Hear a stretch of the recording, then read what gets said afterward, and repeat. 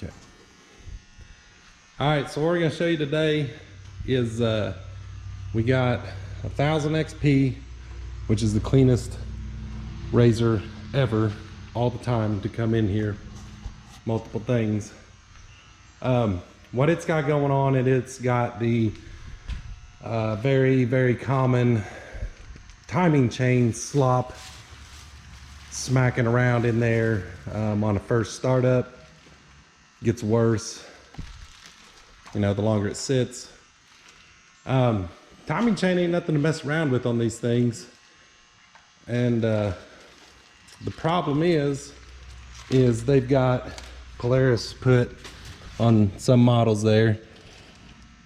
That's your timing chain tensioner. That is hydraulic, that is oil driven. These motors, the way the oil filter sits in them, you know, as every motor, you know, it's got to start up and be running to build oil pressure to get everything to work. So what happens is no oil, or low oil pressure won't push this thing out while everything's spinning around in there until oil pressure builds up after several rotations, which, you know, since it's not instant, even though it is pretty quick, it still is problems. I'm not for sure what years exactly have this hydraulic setup, but it's something you need to replace, you know, I'd say pretty quickly. I'm sure all the new models don't. I don't know what years exactly. Probably, you know, anything new has got the updated mechanical tensioner on it. But if you buy a used one, or if your one you've got has this in it, we need to replace it. So we found we've done some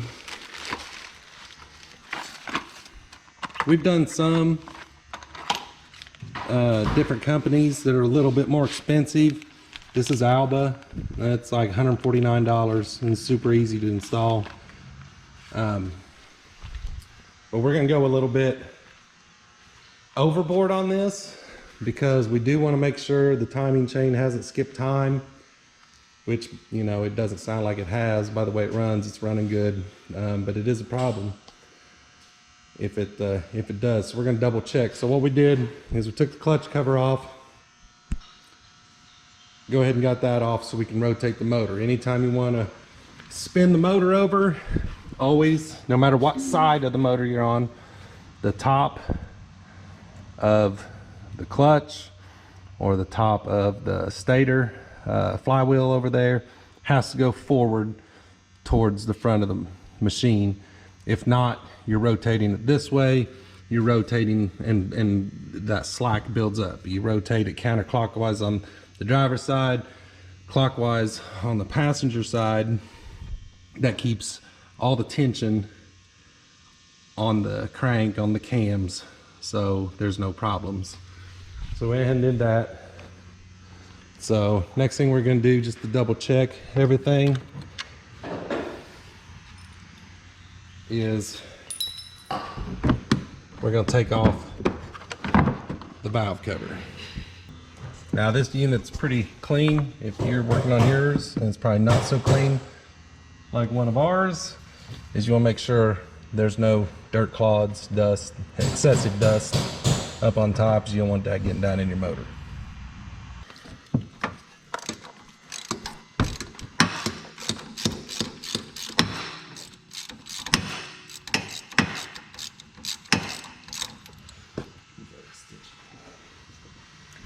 I put it on super ratchet.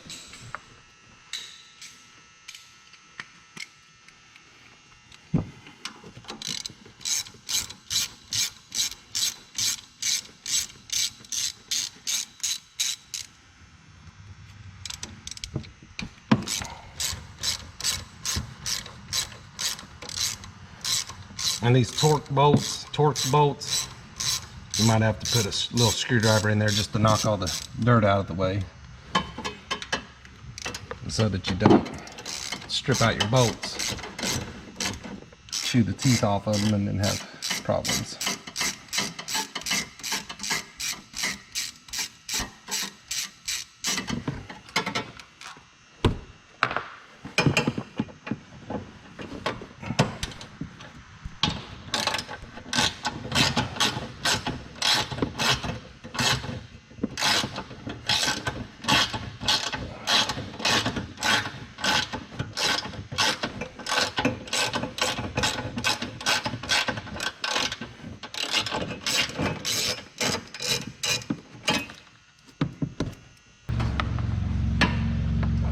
So all we really need to do is crack that open enough just so we can see the cam gears. So we got that loose.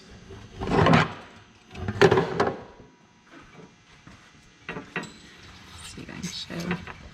There's the chain and the 2 gears there. So next you want to take your crank sensor out.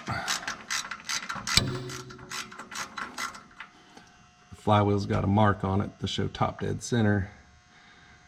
That's the best way to check your top dead center. Make sure everything's lined up.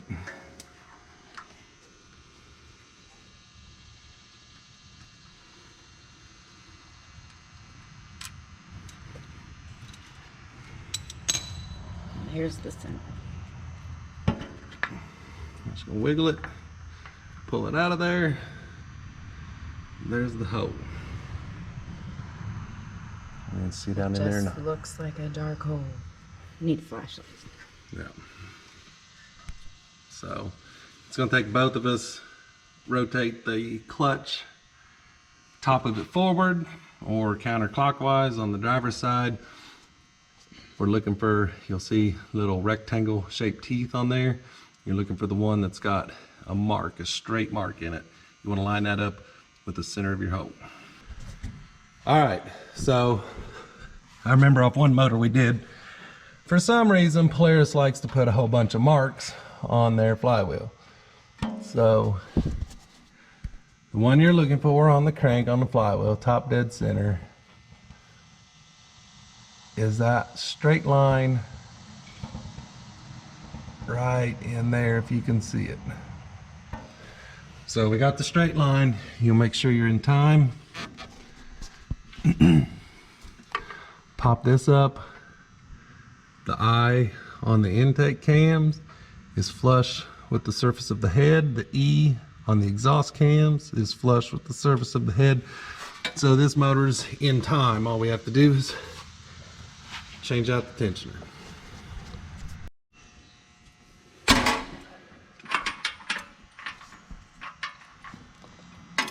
What you doing there? If you got a socket to fit it, you just lefty loosey, pop it off there. Not a lot of pressure holding it in.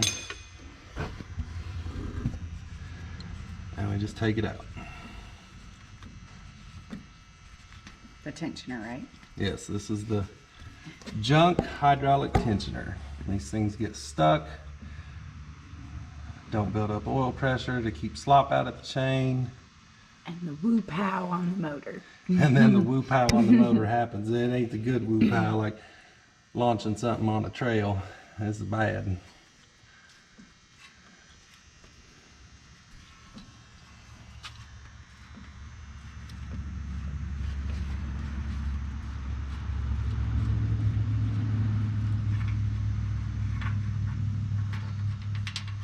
So there it is. That's your junk Polaris hydraulic driven tensioner. Oh, it's so You can- boring. I don't know if you can hear it, but you can hear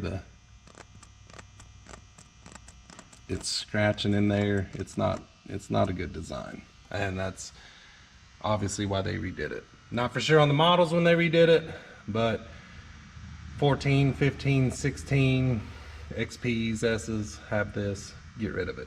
Probably one of the first things you should do if you want to keep your motor good, running good. And here's the new goodies.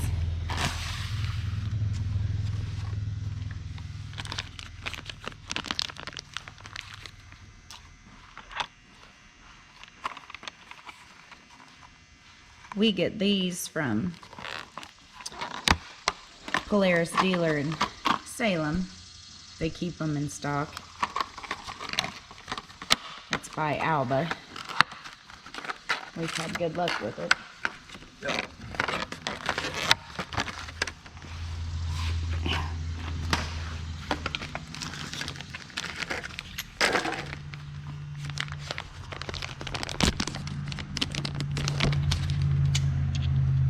So this is a piece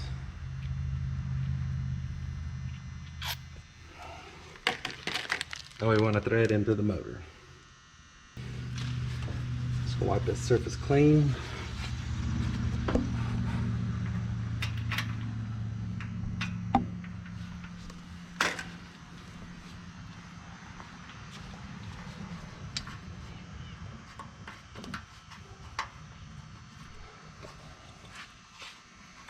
Yeah, like she said, Steven at Salem, Indiana, shaft stall Polaris keeps these in stock. What was it? $149. $149.95. So there's hand tight. This will snug it up a little bit more. I think 149 is a bargain for saving the motor.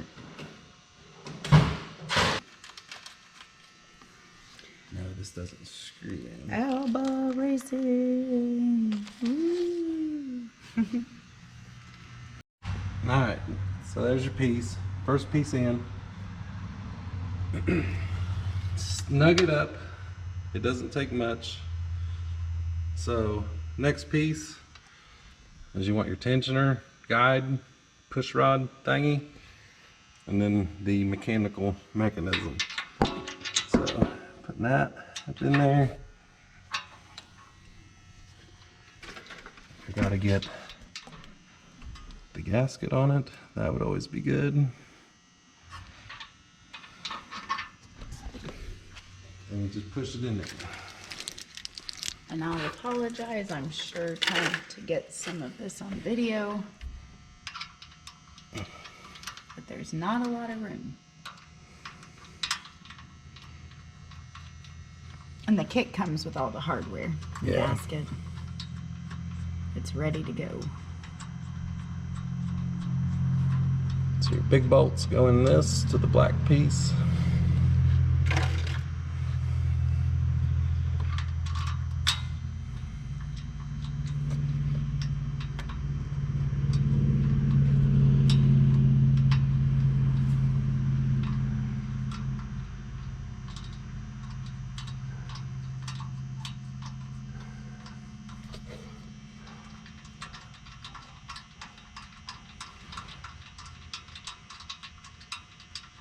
And his razor sat for a little while, didn't it? You started it up and it was all... Yes. Now I'm gonna find a socket, tighten them up.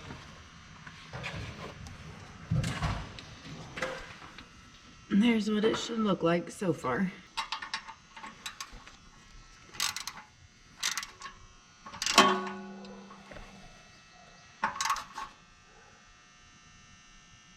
It's nice and snug. Don't have to over tighten them.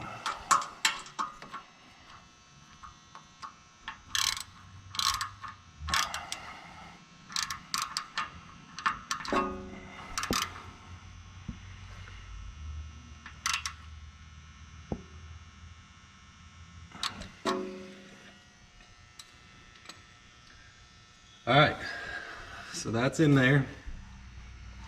And this little tab in there, that little key, we want to pull that out. That's what holds the tension. And you should hear a click. You should hear it release. You pull it out. All right, so we got it in, tightened up. I'll pull that key out. You didn't hear it click, so there it went. I just barely bumped it and it went. So the way to test it, see if it went out, is turn it to the right. You'll feel some resistance. If you let go, your screwdriver will snap back. So pressure's on the guide rod, the tensioner in there. So we're just gonna roll the motor over now just to make sure everything's staying in place. Make sure we line back up on our top dead center marks. A little more, tiny bit. Whoa. All right, so we got the line, center of the hole. The I's and E's are all lined up. So we're in time, we're good to go.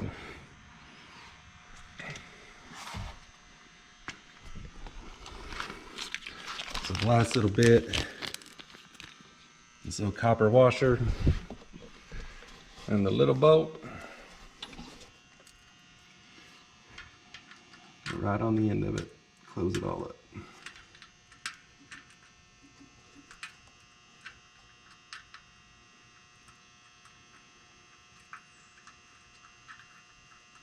And don't forget to put your sensor back in. Yep.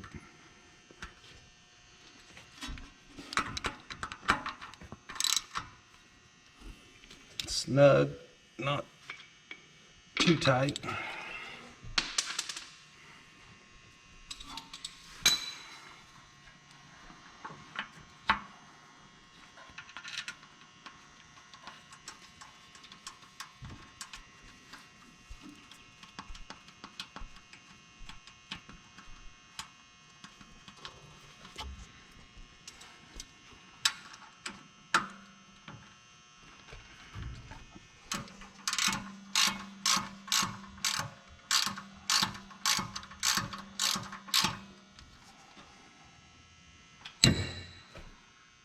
And then put the head on, tighten down them 4 bolts, put your clutch cover back on, you're good to go. We went ahead and removed the head just to make sure everything was looking good. Or the valve cover, not the head. So we're gonna put that on, tighten up them 4 bolts, don't drop any debris in there. Clutch cover back on. And timing chain tensioner issues, bye-bye. So, keep coming up with stuff like this, showing you how to do stuff. Just subscribe, like, and share. Comments, reach out to us, any questions, any problems, we'll help you out. Woo-pow.